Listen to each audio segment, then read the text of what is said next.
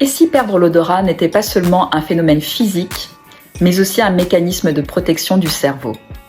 L'anosmie, cette incapacité à percevoir des odeurs, est souvent perçue comme un trouble purement médical.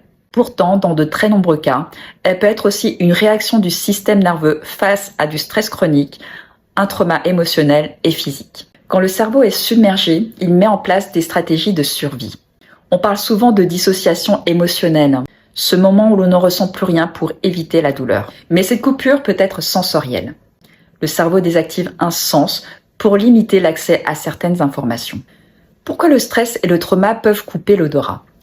Le trauma, d'un point de vue neurobiologique, montre que les zones impliquées dans l'olfaction, le bulbe olfactif, l'hippocampe et l'amygdale, sont aussi celles qui gèrent les émotions et la mémoire traumatique.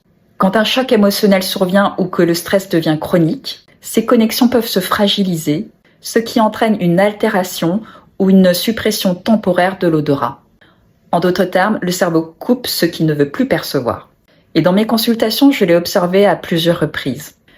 Des personnes après un choc émotionnel intense ou une longue période de stress ont vu l'odorat disparaître sans raison médicale apparente. Et aussi le Covid, qui a créé une inflammation des neurones et du bulbe olfactif, a créé cette perte de l'odorat.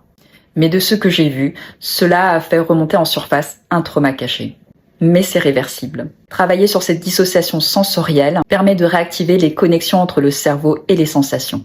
En stimulant le système olfactif, on réactive la neurogénèse, ce qui permet de réapprendre à sentir et à ressentir. Voilà, ces dernières chroniques ont été un peu denses, mais je vous promets qu'on va parler d'olfaction pure la prochaine fois. À très bientôt.